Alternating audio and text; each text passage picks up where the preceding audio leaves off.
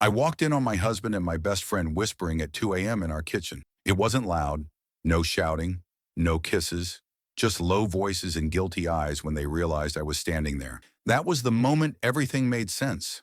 I wasn't shocked. I wasn't even heartbroken. That moment wasn't the betrayal. It was the confirmation. I'd known something was off for months.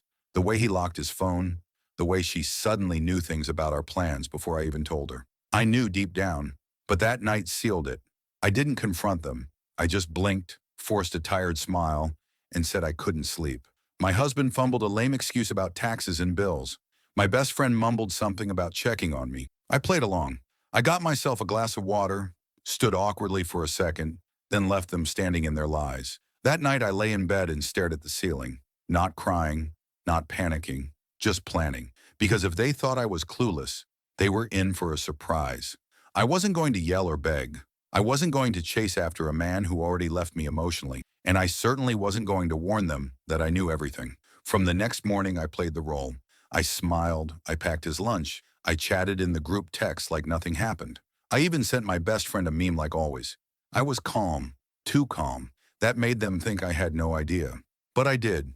I noticed every time she dropped by when I wasn't home. I saw the way his eyes lit up when she spoke. I tracked the late-night messages and saved every screenshot. I let them build their tower of lies, and they had no idea I was already building the wrecking ball. They whispered at 2 a.m., thinking I was asleep, but I was awake and very, very aware. They thought they'd broken me in that quiet moment, but all they did was spark the beginning of something they could never undo. That moment wasn't the end of my story. It was the beginning of theirs, the one I would write, expose, and publish for the world to hear, slowly, precisely, and with every detail they tried to hide. They thought I was a shadow in the background, but I was the one holding the spotlight, and they had no clue the show had already begun. They thought I had no clue, that I was just a naive, boring housewife who spent her time planning meals and folding laundry. But I knew. I had known for months. I saw the way he flinched when I touched his phone, the way she avoided eye contact when I spoke about our anniversary trip. Little signs, little slips. I noticed every single one, but I didn't say a word. I smiled. I cooked dinner for all three of us. I poured wine, laughed at their jokes, and even hugged them both good night. Like a good little wife, I made it look like I believed every excuse. I let them think they were smarter than me. Let them think I was too kind, too soft, too dull to ever suspect anything. What they didn't realize was that I was watching everything. Her sudden interest in our weekend plans, his late-night drives for air, her lipstick on our wine glasses when I knew she never drank red. I tracked the patterns, I logged the calls, I saved screenshots, bank notifications, and even synced the location of his phone. While they were sneaking around behind my back, I was quietly stepping ahead of them. Sometimes I'd stand at the sink and listen to them laugh in the living room. They thought I was busy with dishes. In reality, I was recording, not just audio, but mental notes. Her fake laugh, his awkward jokes, the chemistry they didn't even bother to hide anymore. I could have screamed. I could have thrown the wine glass and ended it right there. But I didn't. I stayed calm. I played my part because I wanted the perfect ending. I didn't want a messy confrontation. I wanted proof. I wanted the truth to land like a bomb with no way out. So I served dinner with a smile, complimented her dress, kissed him goodnight. I even took selfies with them both at a family barbecue, just so I'd have a photo for before it all blew up. And through it all, they never guessed a thing. He kissed my cheek and called me babe. She sent me heart emojis and called me her soul sister. I let them. I let them dig their own grave, thinking I was clueless. But I wasn't clueless. I was quiet. And there's a difference. They thought they were fooling me, but I was the one writing the script. They were just acting out their parts.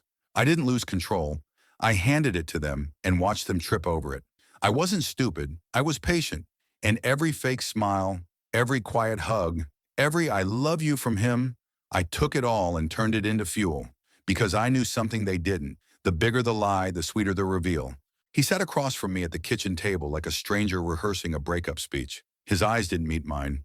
He just looked down at the paper in front of him and said, I'm filing for divorce. You're just too boring now. Boring. That one word cracked something inside me, but I didn't let it show. I nodded like I understood, like I agreed. But inside I was screaming, not from heartbreak, but from the audacity.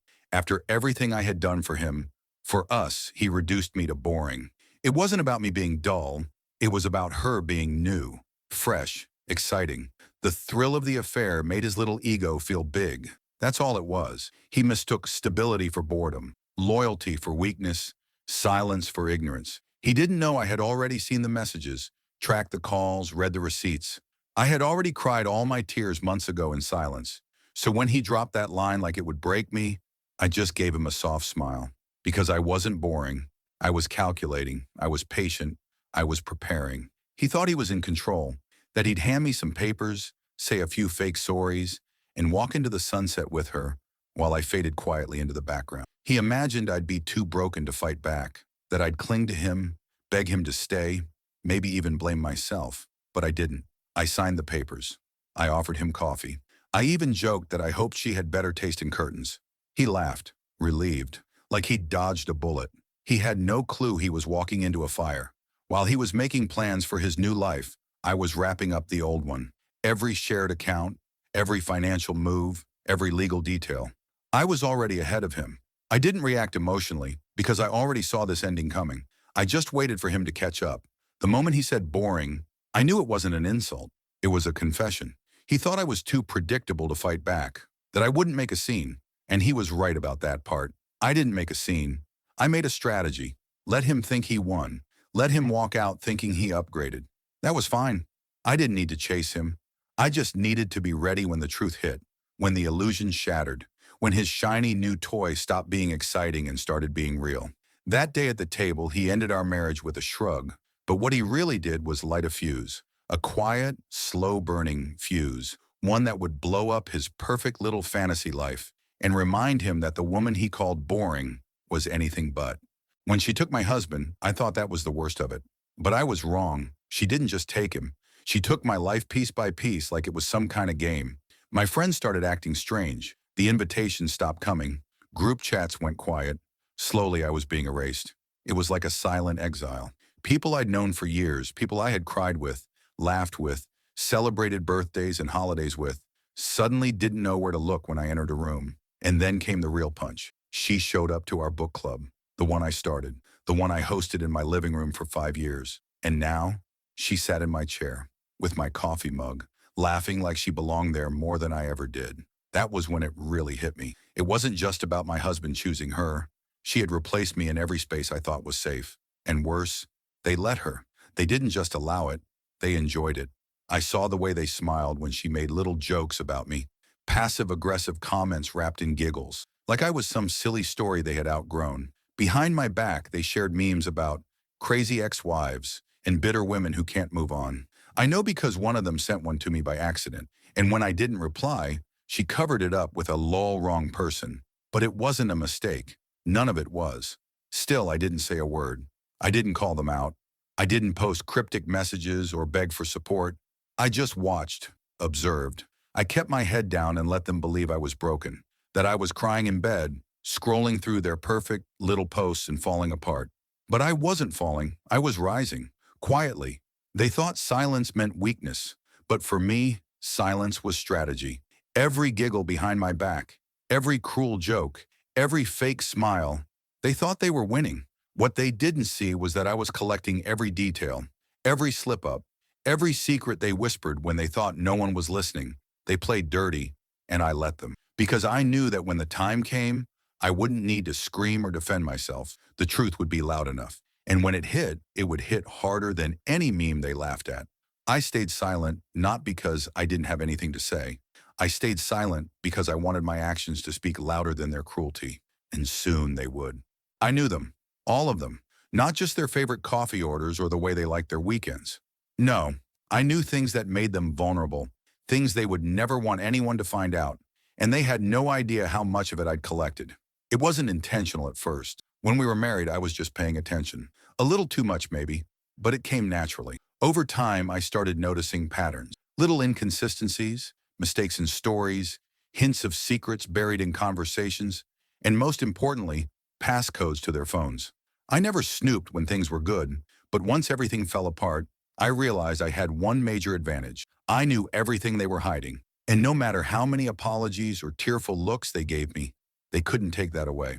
Her passwords were easy. After all, She'd been using the same one for years, the same one I'd helped her choose when we were friends. It wasn't hard to crack. His phone was a little more challenging, but after years of observing him, of paying attention to the way he sighed when he was trying to hide something, I got in, and once I did, I found it all. The messages, the calls, the lies. The addiction he'd been battling but never admitted to.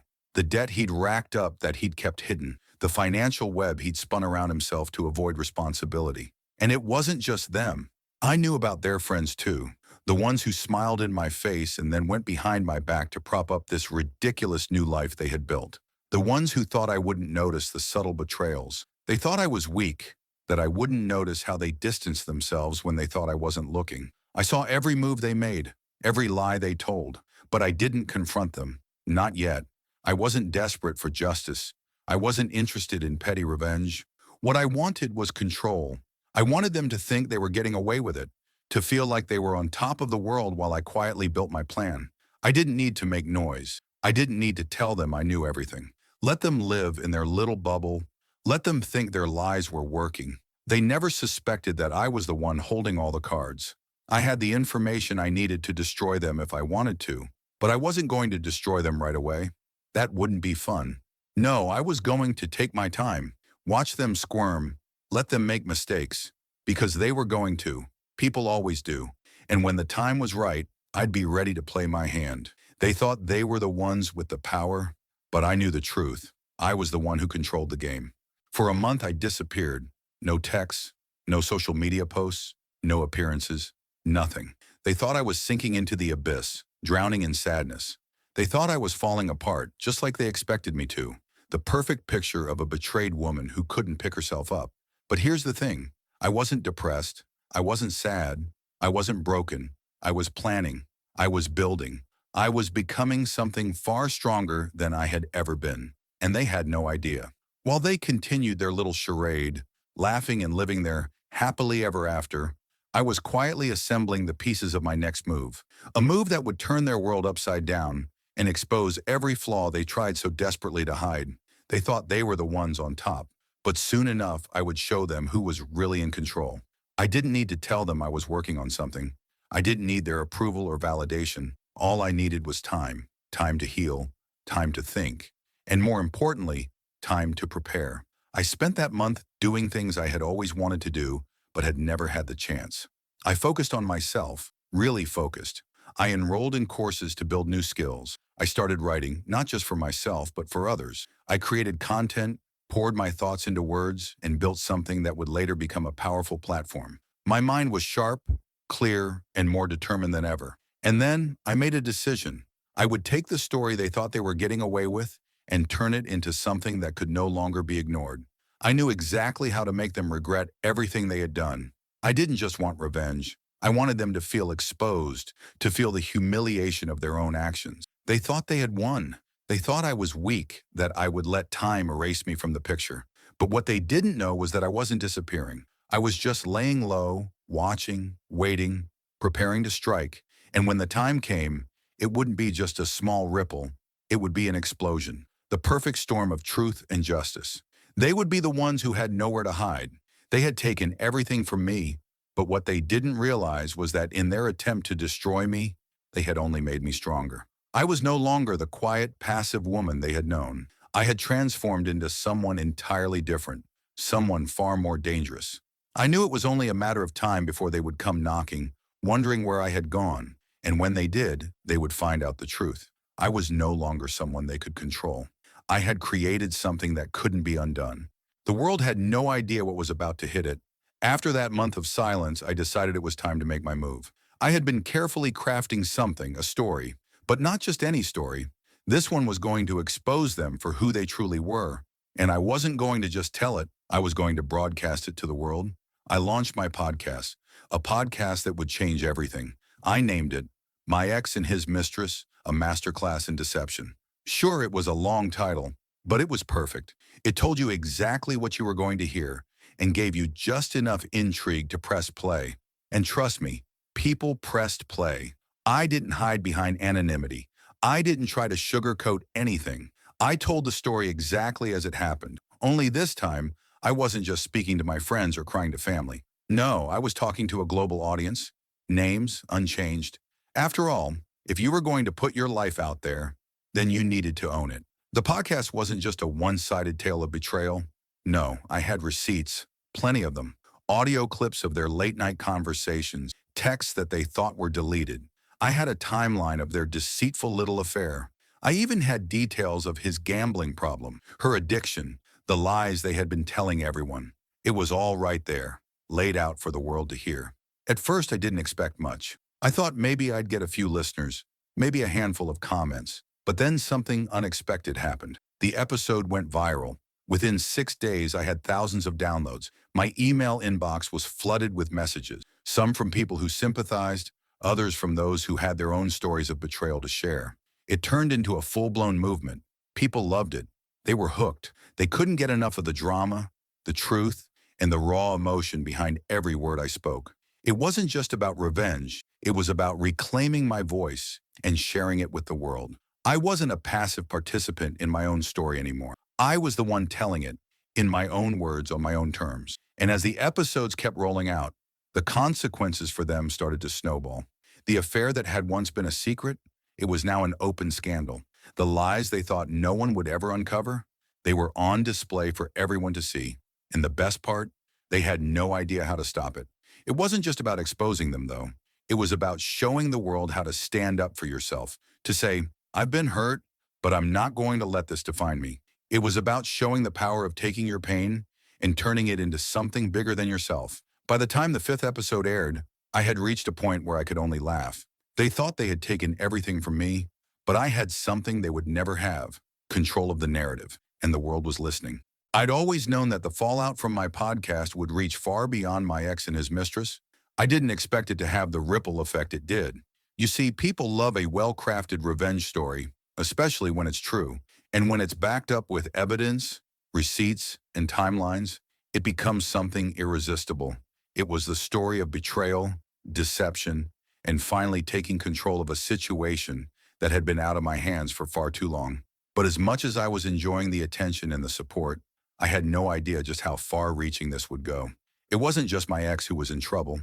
His mistress, who had once been the other woman lurking in the shadows, had been living the high life, riding on the coattails of my ex's career and connections. But now that was all unraveling. She had been the public-facing part of his lie, his way of escaping the reality of his failing marriage. Once their affair went public, the companies that had supported him and endorsed his image pulled away.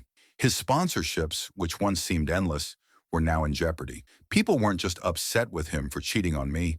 They were upset because he deceived his entire fan base. But the downfall didn't end there. His mistress, who had once been basking in the glow of his success, soon found herself fired. She had been the rising star of a marketing firm, constantly in the spotlight, her name associated with a promising career. But now she was the woman who destroyed a marriage and contributed to a public scandal. No one wanted anything to do with her. Her job was gone, her reputation in tatters. I guess she didn't think things through when she decided to be part of this mess. She might have thought she could glide through this unscathed, but no, her role in this betrayal made her just as guilty as my ex. And then there was me. While they were losing everything, I was gaining. My podcast was growing exponentially, and with it, so was my following. Brands were reaching out to me, eager to partner. I had become the symbol of resilience, the person who turned betrayal into something powerful. The irony wasn't lost on me. While they were being left in the wreckage of their own actions, I was now the one being courted by major brands, offered deals, and flooded with opportunities. I had become the one people wanted to hear from, the one who was unapologetically real. I started working with companies who saw my story not just as drama, but as a triumph. My following was growing by the day. With each new episode, my platform grew more influential. I was no longer just the woman wronged. I was now a voice that could make an impact, someone who had found strength in vulnerability and turned it into a full-blown empire. In just a few months, I was receiving sponsorship offers, brand deals, and partnerships that I never could have imagined. My ex and his mistress, once so full of themselves, were left to watch as I thrived, proving that the power of a well-crafted story and the truth behind it could be the greatest revenge of all. When my marriage collapsed, I thought that would be the hardest thing I'd ever face. Little did I know that devastation would be the catalyst for something much bigger. They thought they'd broken me, but instead they created a force they couldn't even fathom. My ex-husband, his mistress, and the years of emotional turmoil, they didn't break me. They made me stronger. And more importantly, they gave me the opportunity to build something that no one could ever take away. I started small. TikTok, Instagram, Patreon. I didn't jump into the world of influencers or creators with grand ideas. It began as a way for me to express myself, a form of therapy that I could share with others. I shared my story of betrayal, how I found the strength to move forward, and the ways I was reclaiming my life. It was raw, it was real, and people were responding to it. I wasn't just telling a story, I was telling the truth. And the truth, people loved it. The first few posts were nerve-wracking. I wasn't sure how people would react to someone so personal, so open, especially about the kind of hurt I'd been through. But slowly it started to resonate. People commented. They shared their own stories with me. I wasn't alone in this. And the more I shared, the more they connected with me. The pain I felt became something relatable, something real that people could latch onto. Then something incredible happened. My following started to grow. Fast. TikTok exploded with shares of my story, and the comments flooded in. It wasn't just strangers. They were other women who had been through similar heartbreak, others who had been cheated on, lied to, and manipulated. It was a community, one that I never expected to find, but one that was now there to support me and cheer me on. Instagram followed soon after. What started as a simple way to share my thoughts and experiences turned into a full-blown platform. I started to get brand deals, collaborations with other creators, and more sponsorships. It wasn't just about sharing my pain anymore. It was about showing others how to rise above it. And the more I shared, the more my story became one of empowerment. Patreon was the next step. With more of a personal touch, I could offer exclusive content to my growing fan base, creating a space where people who really connected with my journey could dive deeper into the healing process with me. It wasn't just about the money, though the income was certainly a nice bonus. It was about creating a space for people to feel understood, to feel heard, and to feel supported. What I didn't expect was how quickly it all snowballed. With each brand deal and each sponsorship, my empire grew. They thought they had taken everything from me, but in reality, they had only handed me the keys to something bigger than I could have ever imagined. I wasn't just a woman who had been wronged. I had turned my pain into a six-figure following, and now I was building something that had nothing to do with them. The power of social media allowed me to turn my experience into a platform for empowerment, for strength, and for real change. While my ex and his mistress continued to spiral, I continued to rise. They broke my marriage, but I built an empire. It was a moment I had anticipated but didn't quite know how to prepare for. After months of building my brand, my empire, he finally reached out. His voice crackled through the phone, sounding weak, almost desperate. "Please, can we talk?" he asked, his words drenched in regret. I almost laughed. The man who had once broken me, who had so confidently tossed our life together aside, was now the one on the other side of the phone, asking for my attention. For a brief second, I almost felt sorry for him, but then reality hit. This wasn't a man asking for forgiveness. This was a man asking for a second chance, thinking that I would still be the same woman who would drop everything for him, but not anymore. Not after everything I had been through, everything I had built. He no longer had a place in my life, not as a husband, not as a friend, and definitely not as someone I would pity. I could hear him choking up on the other end, his voice faltering as he tried to explain how he had made a mistake, how he was sorry, and how nothing was worth losing me. It was exactly what I had heard before, only this time, it wasn't coming from a place of genuine remorse. It was coming from a place of desperation. Desperation because he had lost everything. I stared at the phone in my hand, the screen lighting up with his number, and felt a surge of power, of satisfaction. All those months of heartbreak, betrayal, and hurt had led me to this moment. He was crying, and I was the one who had the control. In a strange way, that gave me a sense of peace. I put the phone on speaker and, with complete calmness, said the words that would end any possibility of reconciliation. "Sorry, I don't take calls from strangers." There was silence on the other end. I could almost hear his heart drop, and I savored it. This wasn't about petty revenge. It was about reclaiming my life, my strength, and my future. Revenge, I'd learned, wasn't just sweet. It was strategic, and this was the final piece of the puzzle. He tried to say something else, but I cut him off. You had your chance, I told him. Now you'll just have to watch from the sidelines. I ended the call before he could respond. And that was it. That was the closure I had needed. No apologies, no more second chances. He had no place in my life anymore. I had already built everything I needed, everything I deserved. The power had shifted. I wasn't the broken woman anymore. I was the one who held the keys to my future. The sweetest part of revenge isn't about what you do to the person who hurt you. It's about how you come out of it stronger, more successful, and with a life that's better than you ever imagined. I had turned my pain into power, my heartbreak into a fortune, and my story into a voice for others who had been wronged. And now, he would forever be the one left behind. This wasn't just revenge. This was victory. If you enjoyed the revenge story, like, share, comment, and subscribe to World Revenge Stories, where every tale is a new saga of revenge.